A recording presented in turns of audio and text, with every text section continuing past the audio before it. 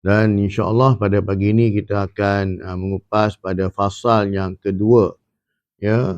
Pada fasal yang lalu kita bincangkan tentang perut, ya. Yang ini pada fasal yang kedua ini tajuknya rakus dalam berkata-kata. Rakus tak? Dia gunakan perkataan rakus ini tak? Maksudnya, ya, banyak bercakap, ya, bukan banyak bercakap perkara yang faedah, tapi perkara yang tidak berfaedah. Itu kata rakus tadi tu.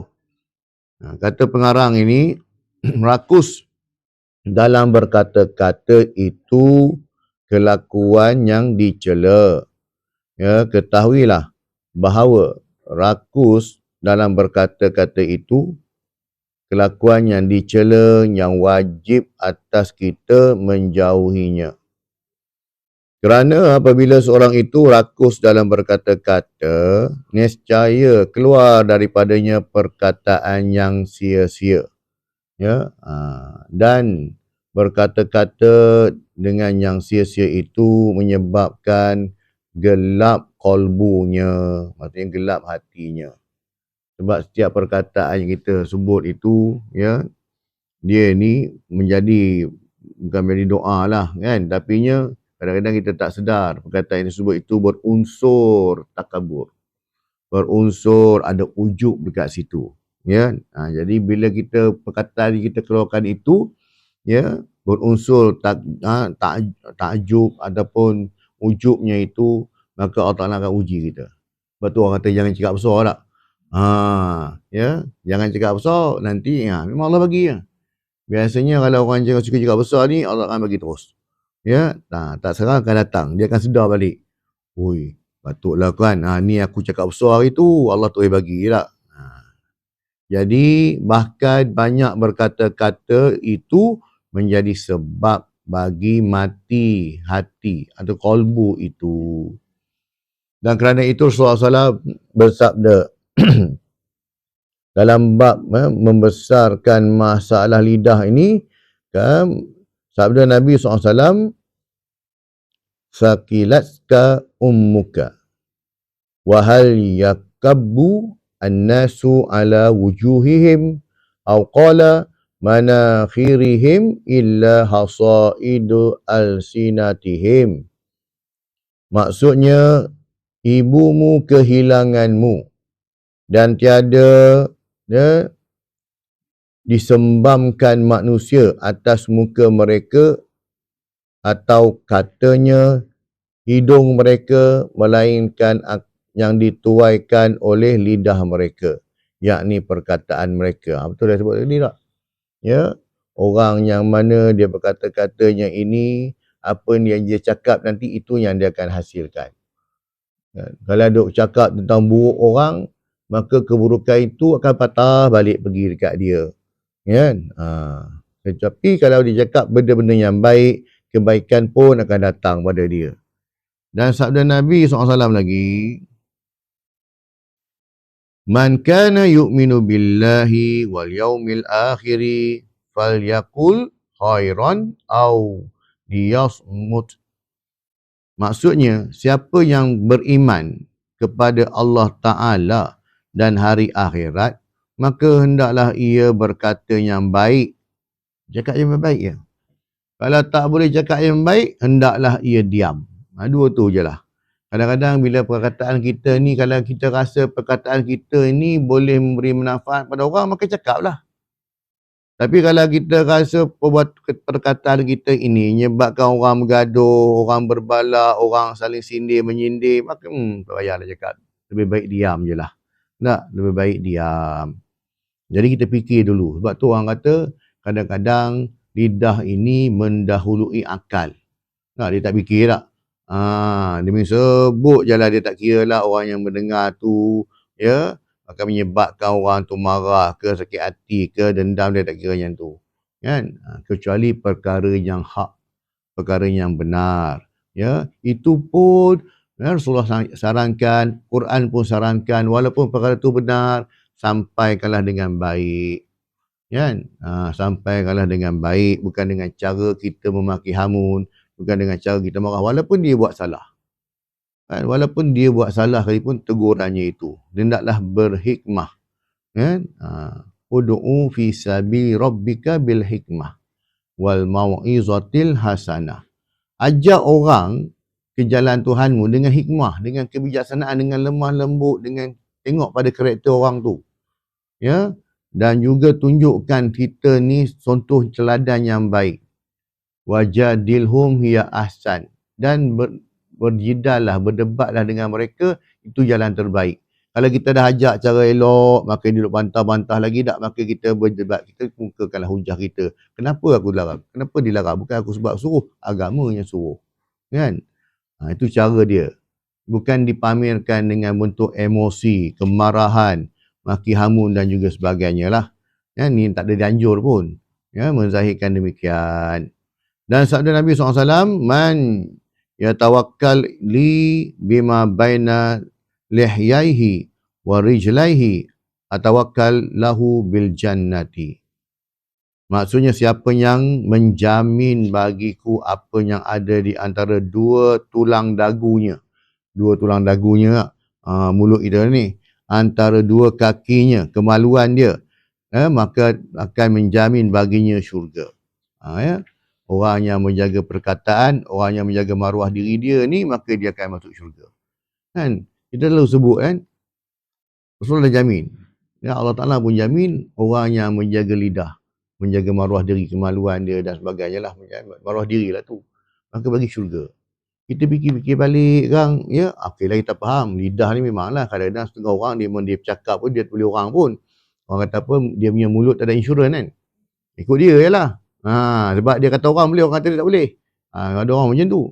Yang keduanya maruah diri ni. Maruah diri kita fikir-fikir betul. So sebut pun di akhir zaman ini banyak berlaku perzinahan. Okeylah. Itu satu hal. Ya, dalam bab menjaga kemaluan tadi tu. Yang keduanya maruah diri ni. Betul juga dia tengok. Hari ni dalam akhir zaman ni, kadang-kadang dah betul-betul lituk cantik dah. Berpocor-pocor tu Berzumba-zumba tu kan. Depan orang ramai kan. Betul juga. Buat konten TikTok menjatuhkan maruah diri ni. Kan? Konten TikTok sebab nak konten ni, sebab nak bagi orang tengok TikTok dia ni, banyak dia punya follower, nak tambah. Maruah diri jatuh pun tak apa. Hatta dalam ibadah pun sama kan. Tunjuk ke orang. Kan? Demi konten TikTok sanggup tunjuk ke orang nak pergi cium hajar aswad kan. Buat konten. Ambil gambar. Ambil video ni. Kan? Tu dah. Kita kata orang akhir zaman ni duit banyak kan. Tapi nilai ibadah tak ada. Kan? Berhabis duit beribu-beriban lah. Buat umrah lah. Pergi buat apa semua kan. Tapi Rasulullah buat haji sekali je. Buat umrah sekali. Semua hidup bukan banyak pun. Kan? Tetapinya nilainya itu. Para sahabat pun sama. Abu Bakar bukan tiap hari buat haji pun. Tiap-tiap buat haji pun. Kan? Para sahabat macam Umar kan? Tak apalah. Dia juga tengok orang alim yang lain. Bukan dia tak tahu buat. Kan? Tapinya nilainya itu. Hari ni makin kerap buat haji, makin kerap buat umrah, balik Malaysia lagi-lagi entah apa-apa jadi tak. Kadang-kadang pergi buat umrah pun sebab nak konten je pun. Tunjuk dari airport, pergi airport semua tak. Kan? Demi konten, maksudnya demi meraih perhatian manusia, dia tak tengok dah Allah punya perhatian. Kita nakkan perhatian manusia, maka Allah Ta'ala tak tengok kita lah. Kau buat untuk manusia, kau buat lah. Tak ada nilai. Kan? Tak ada nilai pun, rugi ya tuan-tuan. Bila dia akan rasa rugi? Di hadapan Allah Ta'ala. Baru dia menyesal. Ya Allah, aku habis ribu-riban habis nak buat umrah ni kan. Nak buat haji ni, tiba tak ada nilai langsung. Tak ada. Kan? Bayangkan kita bekerja tanpa dapat upah lah. Kan? Gaji tak ada tak? Sia-sia. Kan? Sedangkan tak apalah. Dengan upah tersebut, gaji tersebut, kita gunakan untuk keperluan hidup kita kan. Ni dengan pahala ni, nak masuk syurga ni. Rupanya tak ada. Ya? Itulah akhir zaman macam itulah. Buat ibadah demi konten. Depan Kaabah boleh duk jual barang lagi ni.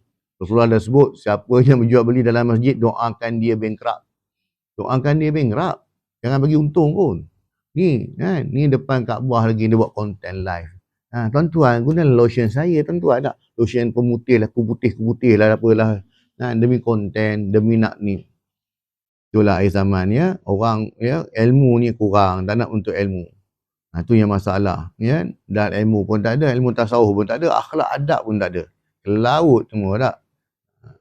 Dan dikenali dengan barang yang antara dua tulang dagu itu ialah lidah lah, yang sebut tadi.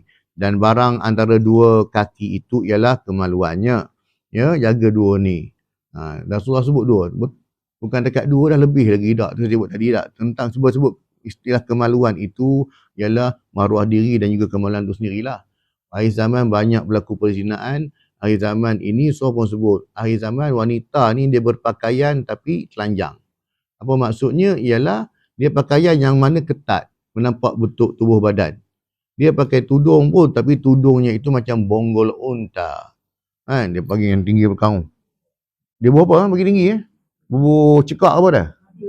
Ada jual kan? Tu kata. Ya. Sebab kan kita tengok cerita apa, I Dream of Genie ke apa ke, cerita yang Jin Aladdin kan. Jin Aladdin kan jenis rambut yang tocang kan. Rupanya orang suka ikut macam tu kan. Jadi apa Rasul sebut tu betul lah tu. Sepupu, sebab siapa tak tahulah. Dalam satu hadis Nabi SAW ditanya, wasu'ila an aksari ma yudhilun nasan nar, faqala al-famu wal farju. Maksudnya Rasulullah SAW ditanya tentang yang lebih banyak memasukkan manusia ke dalam neraka ni apa benda. Ya, maka sabda Nabi yang menyebabkan manusia ni ramai masuk neraka ialah disebabkan mulutnya, lidahnya dan juga kemaluannya tadi tu. Kan? Makanya banyak berlaku perzinaan dan mulutnya ni. Ya, makanya atas sebab itulah. Sebab tu kadang-kadang kita tengok ada orang tu dia tak berjudi, dia tak buat dosa-dosa besar. Tapi dia masuk neraka atas sebab lidah dia. Dia fitnah orang, dia burukkan orang, dia jatuhkan maruah orang. Kan? Dulu tak apalah, dulu ya, kalau nak bergosip ni dekat tepi tangga lah petang-petang kan. Kau tahu Tijah, dia ni kan, tu dekat tangga sambil-sambil cari kutu. Kan? Duduk atas tangga, seorang duduk bawah, duduk atas nak cari kutu. Kau tahu Tijah, suami dia tukar. Dia tukar. Sekarang dah tak payah dah. Ni handphone dia. Dalam grup WhatsApp dia. Kan? Dia lah kadang-kadang yang terpaling Islam pun dia lah, yang terpaling orang kata paling kaki kepo pun dia lah jugalah. Kan? Duduk sibuk heboh sana heboh sini. Dedahkan air orang lah. Kan? Kadang-kadang ya ambil gambar.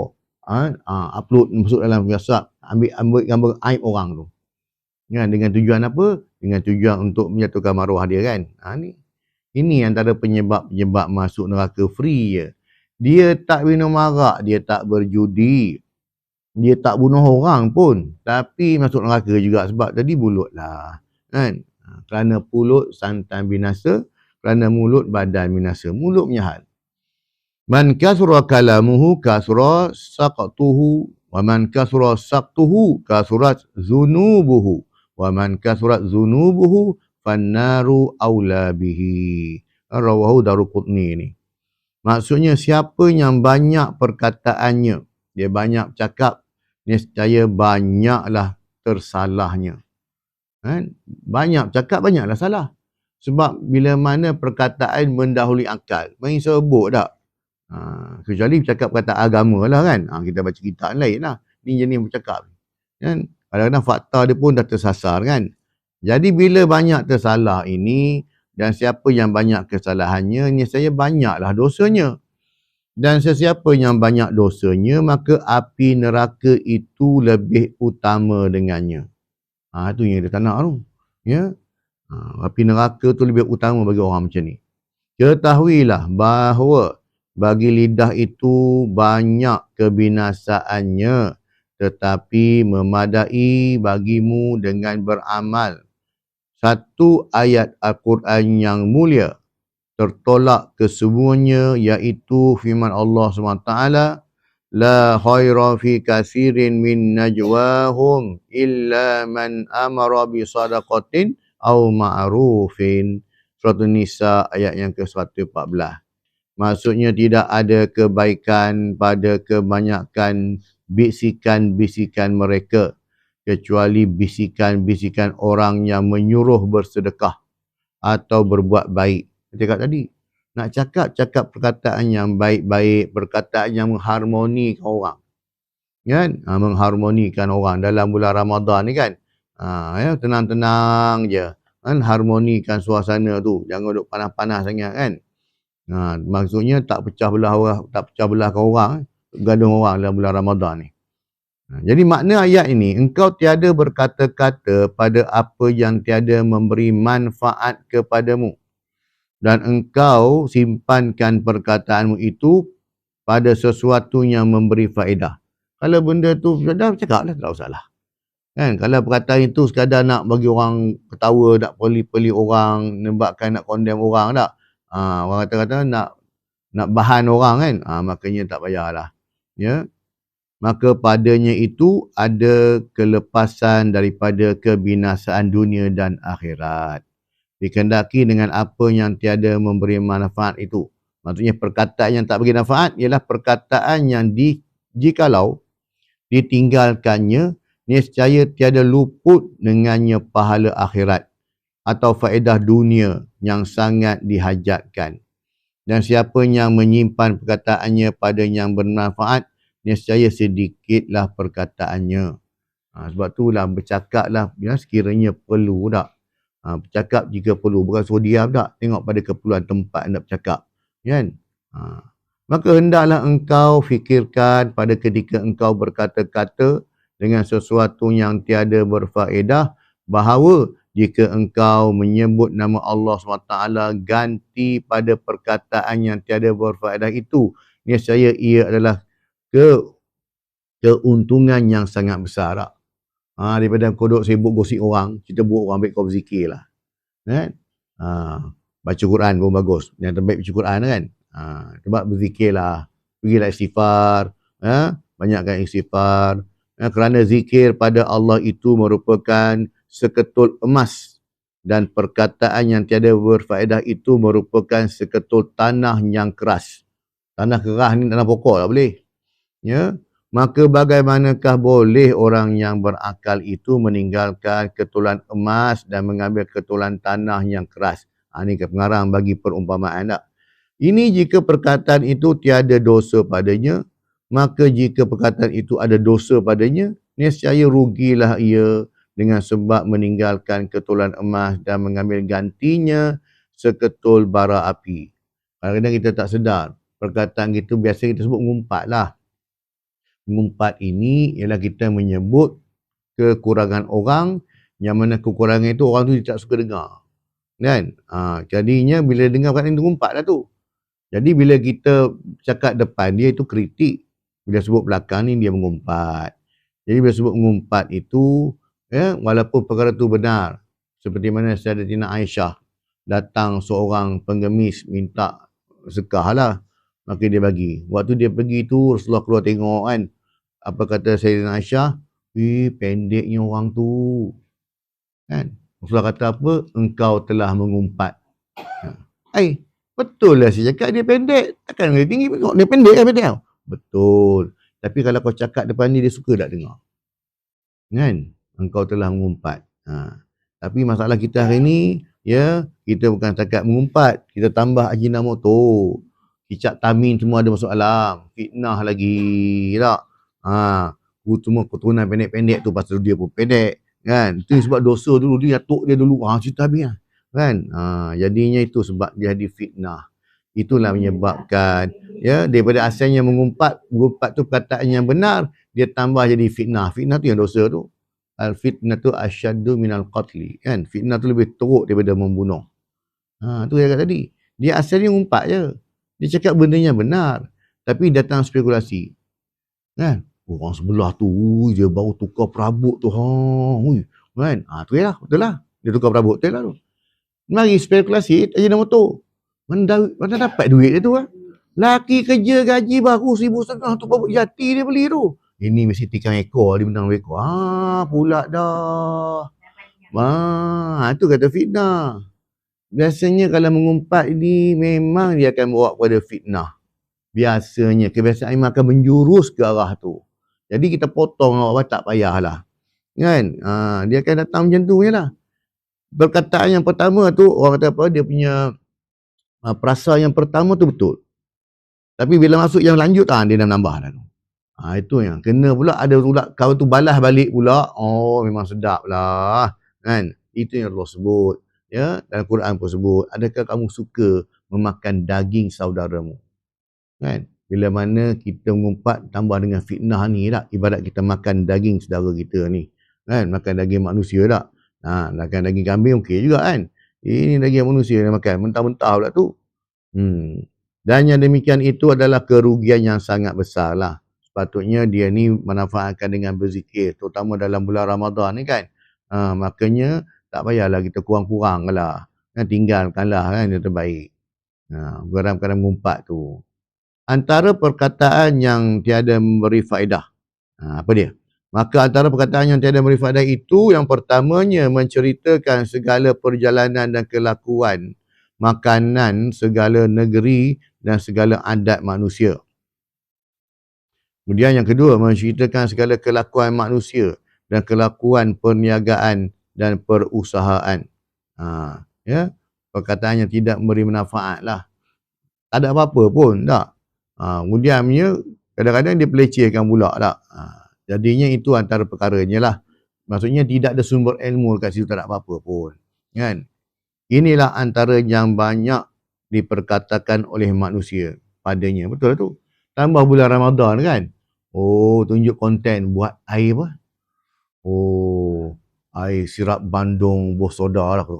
Dia punya air. Oh, ya. Tekak pun rasa. Ya. Ya. Air tebu kan. Orang tengok kan. Ya. Duk bicara benda tak ada faedah kan. Makanya benda macam tu betul tu. Sebab benda yang selalu maksud cakap tentang makanan, kemudian cerita tentang manusia, itu kan. Tentang kerja, biasalah tu. Makanya, ya, itulah antara perkataan yang tidak memberi manfaat. Antara kebinasaan lidah ini, antara kebinasaan yang banyak bagi lidah itu, yang pertamanya, ya, berdusta, mengumpat, berbantah-bantah. Bantah-bantah ni duduk bergaduh lah orang cakap ni kan. Melawak, berseluruh, bergurau. Kan? Malam keadaan gurau ini, Rasulullah pun ketawa. Rasulullah juga buat lawak juga. Tapi tak adalah macam nak suruh orang ketawa terbahak-bahak. Tak ada suruh sampai peringkat, sampai tak sedar diri tak. Lawak sangat dah. Ya? Ataupun dia bergurau ni, dia dalam masuk nanti tak. Dia bergurau ni ada tujuan, dia senang je. Nak buat lawak ni, kita cerita aib orang. Tak? Kau tengok di jalan tu, tengok cara dia cakap tu. Benda tu dia buat lawak lah. Dengan melihat aib orang, maka jadi bahan lawak. Kan? Itu biasa. Ataupun dia tengok orang kata apa, body shaming kan. Ya, tengok kurangan pada tubuh badan dia, kalau gemuk sangat, kurus sangat.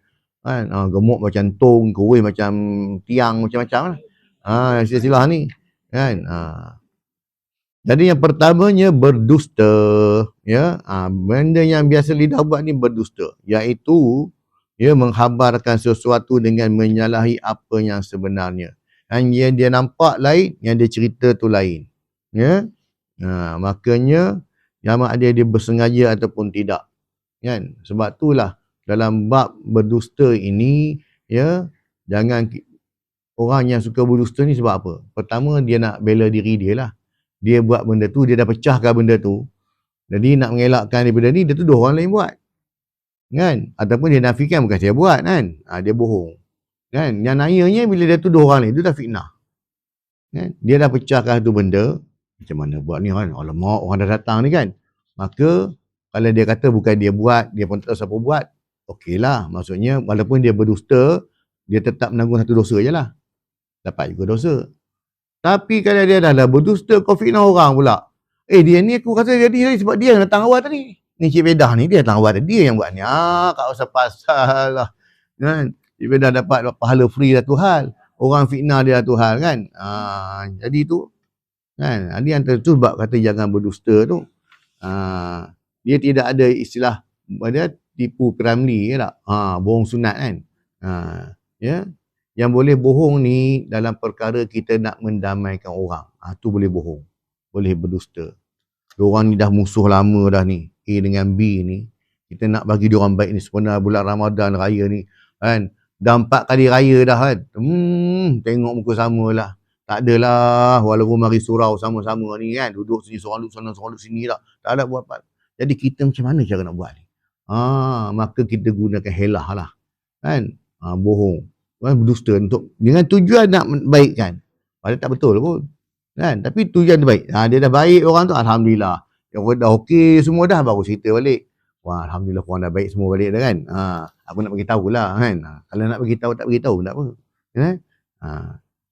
Itu firman Allah Taala, "Fanaj'al la'natallahi 'alal kadhibin." Surah Ali Imran. Maksudnya serta kita meminta supaya laknat Allah ditimpakan kepada orang-orang yang berdusta. Sebab berdusta ni dia berisiko. Bayangkan perkataan orang tu, ya, dia bohong, dia dusta dan fitnah orang, dan orang percaya pada fitnah tersebut. Kan? Dia percaya pada fitnah tersebut. Tambah pula kalau zaman sekarang ni orang kalau suka dengar kuliah ni, ada orang dengar kuliah, dia suruh cari mana part yang kontroversi. Kan? Ustaz tu pun cakap lah, tuan-tuan, kita sebenarnya dia boleh makan daging khinzir ni. Dia dengar situ ya. Dia potong terus situ. Kan? Dia terus cut and paste, dia pergi masuk. Ustaz ni kata. Kan? Dia tak dengar habis ayat. Boleh tuan-tuan nak makan daging khinzir jika dalam keadaan darurat. Dia tak dengar. Dia potong yang ni. Sebab ini point aku untuk bahan. Point untuk aku bagi ni tak. Nak jatuhkan ustaz ni ke, nak bagi maruah jatuh macam-macam lah. Kan? Dia ambil part-part ni. Kadang-kadang dia buat macam mana? Dia ambil point ni yang ustaz A cakap dengan ustaz B cakap bertentangan. Dia suka lah. Ada juga orang macam tu tak? Jadinya dia telah melakukan pendustaan dekat situ. Kan? Dia sanggup cari poin yang menguntungkan dia sebab dia nak jatuhkan seseorang. Ya, jadi berhati-hatilah. Ya. Sabda Nabi SAW, "Alaikum bisidqi fa inna sidqa yahdi ilal birri wal birru yahdi ilal jannati wa ma zala ar-rajulu yasduqu wa yataharra as-sidqa hatta yuktaba indallahi siddiqan wa iyyakum wal kadhiba fa innal kadhiba yahdi ilal fujur wal fujuru yahdi ilan nar wa ma zalal abdu yataharral kadhiba hatta yuktaba indallahi kadzaban." Maksudnya, biasakanlah dirimu, biasakan diri kamu, lazimkan dirimu dengan yang benar. Kerana kebenaran itu menyampaikan kepada kebajikan dan kebajikan itu menyampaikan kepada syurga. Kepada disebut kebajikan, pahala lah. Selagi seorang itu sentiasa benar dan bersungguh-sungguh pada kebenaran, ia akan menyebabkan ia ditulis di sisi Allah SWT sebagai seorang yang sangat benar. Orang yang selalu cakap benar, ya, tak bohong, Allah Ta'ala tulis nama dia. Cop jadi sebagai orang yang mana tak pernah bohong. Macam Abu Bakar As-Siddiq, kan? Di dunia pun dapat pengiktirafan dah. Kan? Kita ni mungkin di akhirat esok di pengiktirafan, kita ni orang yang tak pernah bohong. Tetapi Rasulullah kata jauhkan daripada berdusta. Sebab orang yang berdusta ni dia akan mengundang kepada dosa. Dan dosa itu akan mencampakkan dia ke dalam neraka. Dan hingga dia dicop oleh Allah Ta'ala sebagai kazaban, seorang pendusta, seorang pembohong. Kan? Kisah budak yang menggela kambing yang panggil tipu orang kampung kan. Sekali tipu boleh lah. Kan? Dia kata kambing dia kena makan dengan serigala kan. Orang kampung pakat naik lah tolong, rupanya tak ada pun. Kan? Kali kedua, kena tipu lagi. Tapi ketika itu orang dah fikir balik, takkan dia bohong ke tak payah. Tapi orang kata tak, mungkin betul kot kali ni. Mungkin betul kot kali ni. Pergilah. Bohong juga. Masuk kali ketiga, walaupun benar-benar berlaku, tak ada dah. Kan? Orang tak percaya dah lah. Sebab itulah Rasulullah bersebut, cukuplah kamu dipatuk ular 2 kali. Kan? Jangan seorang itu dikatuk ular 2 kali di tempat yang sama. Engkau dah kena bohong kali pertama, kali kedua bohong pun kau percaya lagi. Memang jam orang macam ni. Orang macam ni dia memang tidak menggunakan akal fikiran. Ya, dia tak gunakan akal fikiran ni untuk menilai kebenaran. Sebab tu apa saja maklumat datang kepada kita, pertama kita kena proses dulu. Sebab itulah dalam Quran sebut fatabayyanu. Kena berhati-hati. Kita kena check dulu. Datang sumber berita pada kita apa pun check dulu. betul ke tak betul ni. Jangan main telan je. Tengah orang dia tak gunakan otak pun. Dapat je dalam grup WhatsApp, musuh aku, forward. Tak check langsung, entah betul entah tidak. Ataupun sekarang ni kan jenis scam. Gambar orang boleh buat macam-macam. One pictures can give 1,000 meanings. Satu keping gambar dapat beri 1,000 tafsiran. Tak? Ya. Jadi ni tak tengok yang tu. Kadang-kadang orang ubah tajuk je. Gambar macam ni dia ubah tajuk, orang tengok. Sebab tu lah kata kena tabayun. Tambah zaman teknologi moden ni. Kepala orang boleh potong letak atas kepala orang ni. Betul tak? Teknologi hari ni tuan. Suara orang dia boleh ubah.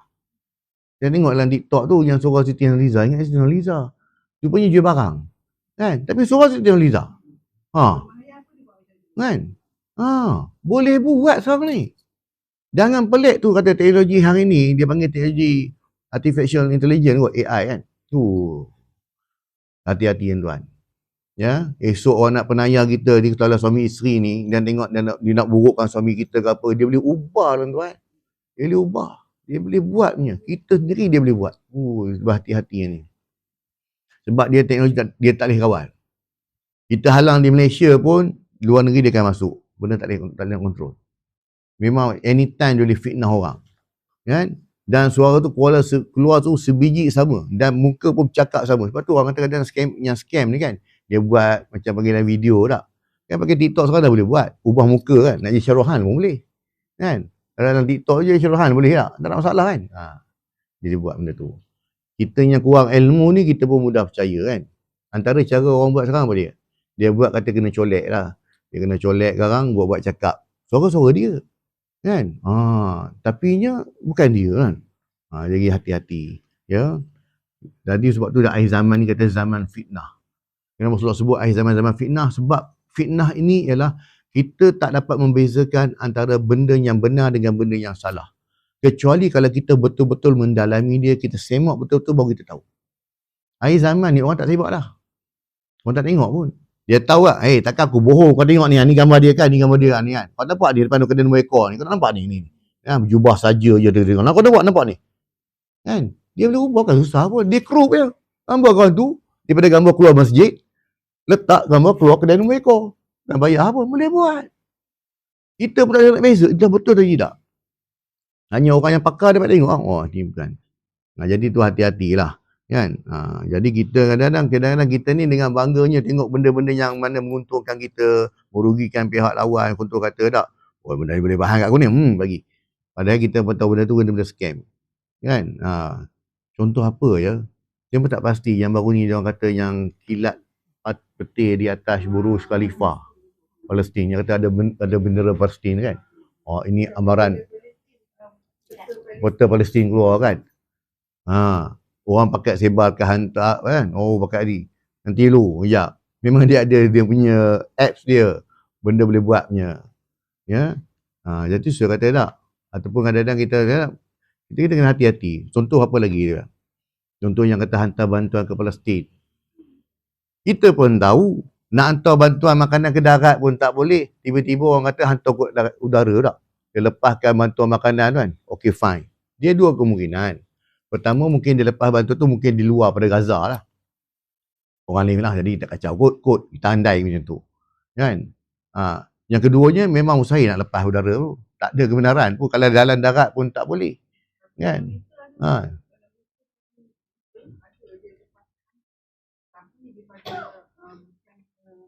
Adakah betul masuk dalam kawasan tu ataupun tidak kan?